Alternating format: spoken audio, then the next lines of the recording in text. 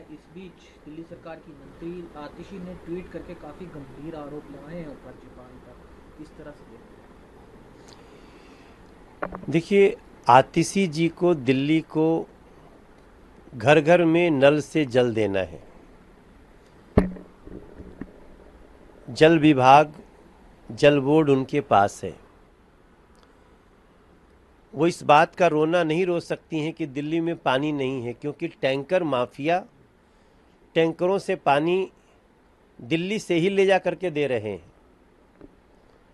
वो टैंकर में पानी हरियाणा और यूपी से नहीं भर रहे हैं, वो दिल्ली में ही भर रहे हैं। तो आतिशी जी, टैंकर वालों को पानी मिल जाता है, आपको पानी क्यों नहीं मिल रहा है? दिल्ली में जितना पानी दूसरे राज्यों से आता है उतना पानी उनको मिल ही रहा है, प्लस उससे भी थोड़ा सा ज़्यादा पानी इस दौरान दिया जा रहा है।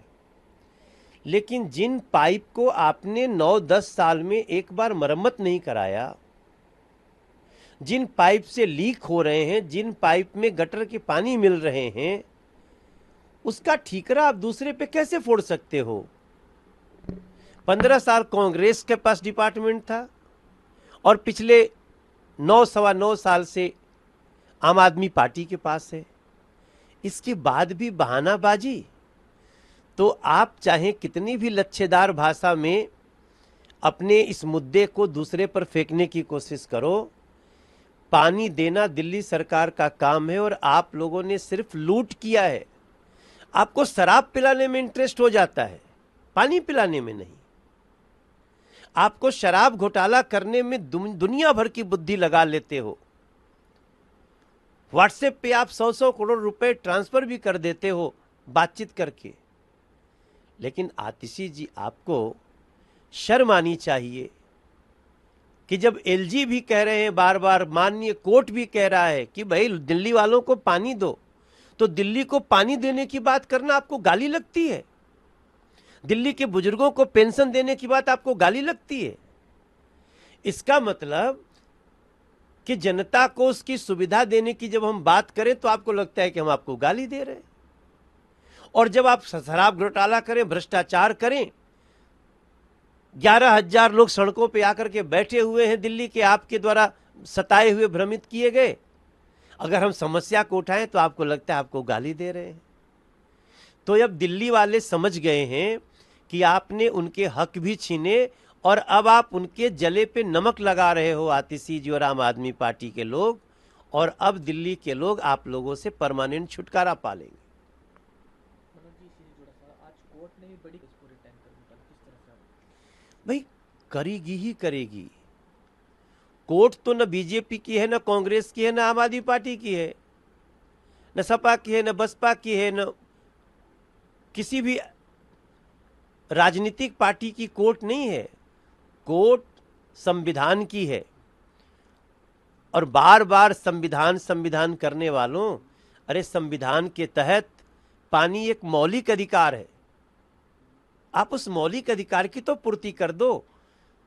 कोर्ट ने जो टिप्पणी की है मैं उनका स्वागत करता हूं, और इससे शायद आतिशी जी जैसे लोगों का और दिल्ली सरकार की, आम आदमी पार्टी की जो गवर्नमेंट है, उनका थोड़ा तो नशा उतरे कि आप लोग चलो और दिल्ली के लोगों की समस्याओं को दूर करो। समस्याएं दूर करने की बजाय समस्याएं बढ़ा रहे हैं। तो देखिए, अब ये दिल्ली समझ चुकी है कि जब हर बात, हर काम मोदी जी को ही करना है, तो 5-6 महीना बाद दिल्ली दूसरा जो चाबी है ना, वो भी डबल इंजन करके लगा देगी मोदी जी को, और हम 3-3.5 साल में दिल्ली को इन सारी समस्याओं से मुक्त कर देंगे।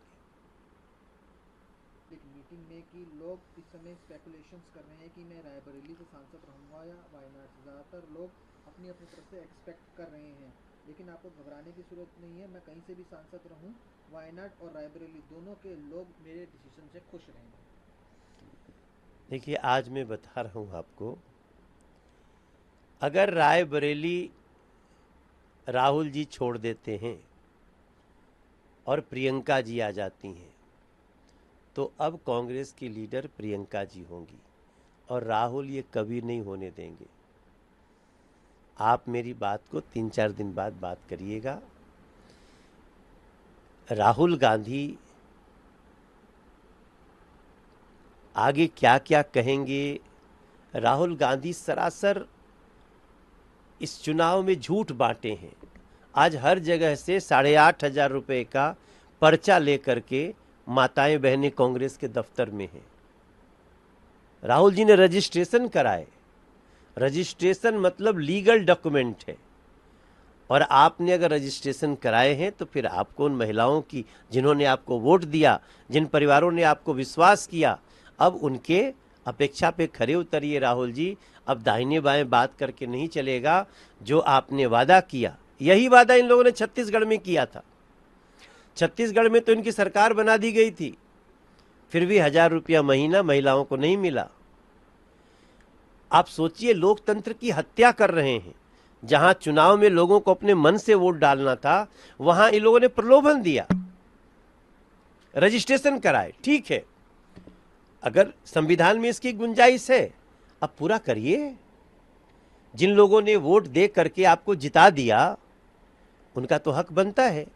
जितने सांसद जहां जहां इन लोगों के इंडिया अलायंस के जीते हैं, वहां इन लोगों को 8,500 रुपया महीना देना ही पड़ेगा। इसके लिए हम लोग भी कोशिश करेंगे।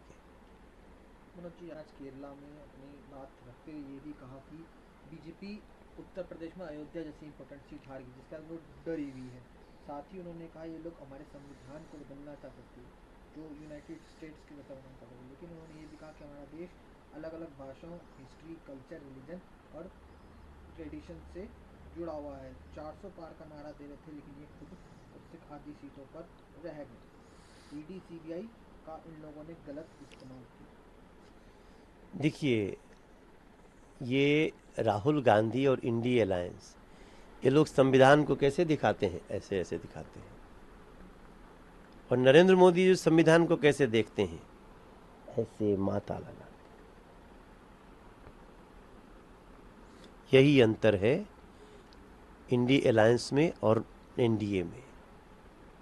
हम संविधान की पूजा करते हैं। अब तो मोदी जी बन गए हैं ना। पहला डिसीजन क्या हुआ? किसानों के खाते में धन, किसान सम्मान निधि। दूसरा डिसीजन क्या हुआ? सभी 3 करोड़ लोगों को घर। संविधान कौन बदल रहा था? अब इस देश की जनता राहुल गांधी से पूछेगी, मोदी जी तो बन गए, संविधान बदला नहीं, आपने क्या सिखाया था, क्या कहा था, क्या झूठ बोला था? और राहुल गांधी और इंडिया अलायंस को जवाब देना होगा। उड़ीसा के नए मुख्य पटनायक भी मंच पर दिखे और प्रधानमंत्री की उनसे काफी बातचीत भी हुई है। देखिए, इसमें कोई दो राय नहीं है कि चाहे नवीन पटनायक जी हों या फिर इस देश का संविधान में विश्वास करने वाला कोई भी व्यक्ति हो, वो लोकतंत्र का सम्मान करता है, जनता के जनादेश का सम्मान करता है।